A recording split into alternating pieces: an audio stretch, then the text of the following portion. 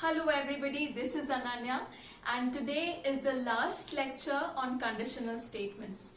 We finished off with if-else, if, elif, else and nested if statements, and today we'll be covering the last topic, that is switch statements in Python. So without wasting any time, let's get started. So we have learned a lot in the previous sessions regarding if-else, else-if and nested if. Our last topic now is switch statement, which is quite interesting, and I had previously promised you all to make the 15-line code into a 3-line code and show it to you all. I'm sure and we'll do it this time. I really hope you all will find it interesting. Now, in languages such as C, C++ or Java, we have an inbuilt keyword as saying switch, okay? But in Python, we do not have any inbuilt keyword for switch. We need to make a code that acts as a switch statement. Now, if you do not know what is a switch statement, I'll show it to you all. In other languages, we use the keyword switch. In parentheses, we give a choice. Let's say switch with a choice. Now, it's basically numbers that we deal with. Maybe the user chose choice 1. So if the input number was 1, it'll come to case 1 here. Okay, and it'll execute the code inside it and break and come outside the switch statement. Similarly, if it was 2, it would have come inside case 2, run the code and simply broken outside the statement. Now, in case, if for example there are cases 1, 2 and 3. Now, if the user gave 4, there is a default keyword saying your choice is wrong, please enter a correct choice. So this is how basically switch works in other languages. Let's see how we can replicate, or rather say make a code that works as a switch case in Python. This is going to be a little tough because y'all do not know about functions and dictionaries, considering y'all are totally new to programming. I'll try to make it as easy as possible to y'all, but I promise by the end of this session, y'all will thoroughly understand it and y'all will actually like what is going on. Now, the syntax says create a dictionary. This is one of the syntaxes, okay? So, making a switch statement work in Python has many approaches, but I took what I consider the most simple. Create a dictionary first. Now, what is a dictionary, you all might wonder? You all have obviously seen the dictionaries, the books that we get in real life. What does it do? There's a book and inside it there are certain words, and that word has an explanation. So can we imagine those words being as keys, and the key has a value which is the explanation? That can be done, right? So let me give you the practical explanation of this. We have a variable dictionary, okay? It can be any variable. It's not compulsory for it to be dictionary itself, and we assign it in curly brackets keys and their respective values. Now, the key can be any number or any character or string, okay? Now, using the colon operator, we assign it a certain value. Let's say 1 is I am going to school. So 1 is the key, I am going to school is the value. So later on, if we call this key, then we can get the value, that is I am going to school. Okay, so this is how dictionary works. I shall show it to you all practically in case you all are getting confused now. Just understand that dictionaries have keys and their respective values, and we can access those values using the key. Alright, now how do we access them? We can access them using the get function. What does the get function actually do? you call the key here, as I mentioned previously. Y'all can say get 1 comma, and by default you have to it's by default it is none, that in case you give 3. Now 3 doesn't, the key 3 doesn't exist in this dictionary, so by default it is going to give you none. But you can also print a statement of your own saying this number does not exist, please enter a correct number. You all can do that also. See, you can replace it using a string of your choice. So the get function uses the key, comma, and the none, okay, the default statement. Now if you all are wondering what is a function, then functions are basically used to make your code much more smaller. In parenthesis you have a certain piece of code which you can call, okay, from another part of your program. Do not go into in depth if you all are new to programming. Just look into the code that I'll be showing you all very soon, okay, and try and understand how switch statements can be made to work in Python. Now remember, we had, in case you are not new to this lecture and you have seen my previous conditional statements videos, I had promised y'all that I will make a 15-line code into a 3-line code and show.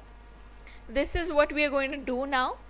We had written, using elif statements, we had written a 15-line long code to print the corresponding weekday according to the given number.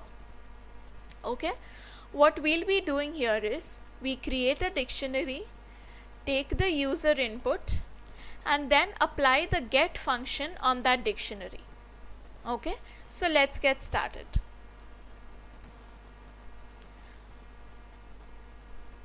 Let's make a new file.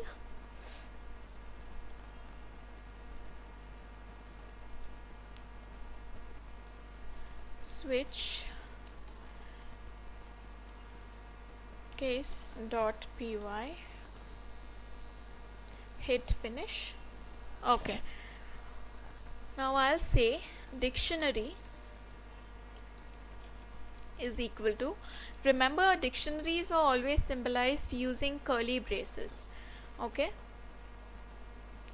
So I say 1 is Sunday, give a comma, you can separate it using the comma operator. Next we have Monday,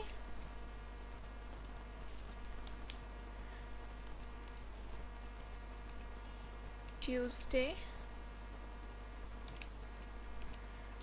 Wednesday. Now if y'all can just go to the next line, if y'all don't want to continue writing in the same line and keep scrolling the screen horizontally whenever you want to view it. For that, what you can do is simply press the backward slash and hit enter. What it does, it continues the line that was there above, if it continues it for you in the next line, okay. So we were on Wednesday, we did not give a key for it, we'll say 4.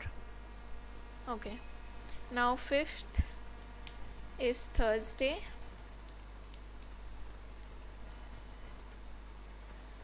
then we have Friday,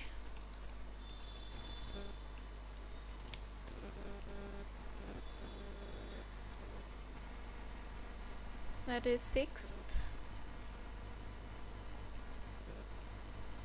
and this is the last day, that is Saturday. Okay, so in one line we are done with our code. Let me just remove this. You all can do this during the print statements, okay.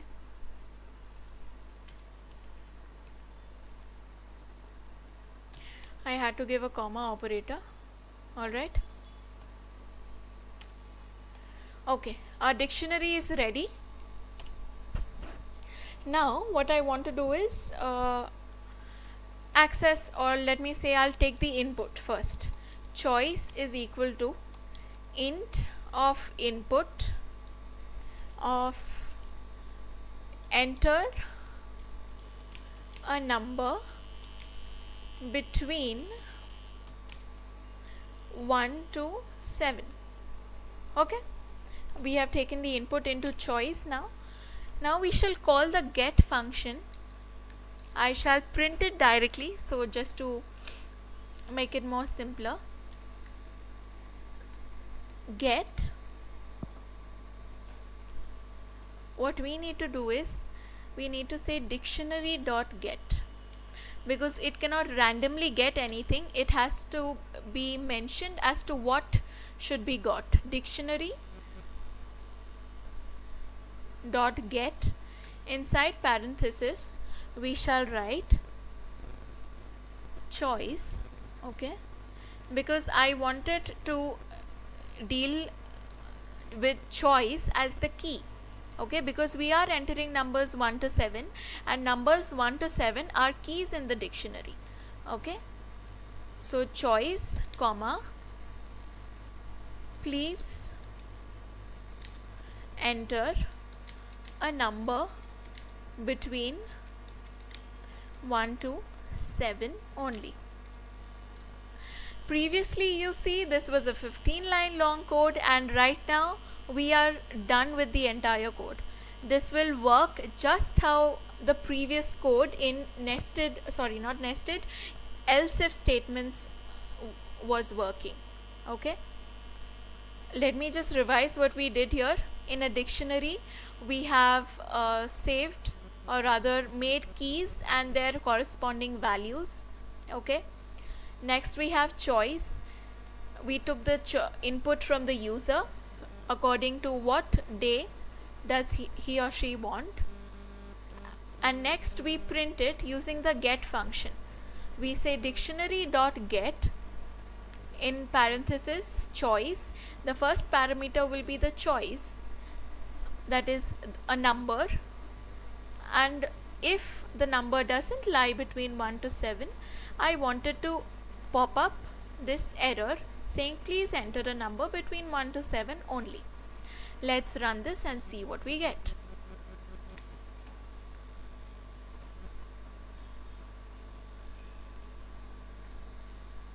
I want 3. See, you get 3 as Tuesday. Okay, it's really fun trying out many logics, try out many codes like this, so that the switch statement using dictionary and get function becomes crystal clear to you. Okay, let's try another example. Let's say 8. It should be giving me the error. There you go, it's given us the error, please enter a number between 1 to 7 only. It's as simple as that. Try out programs by yourself, and we have finished with the entire conditional statement session. I'll meet you all next time with loops maybe. Alright, I hope you all have understood. Keep practicing as many problems. Try to make new problems by yourself.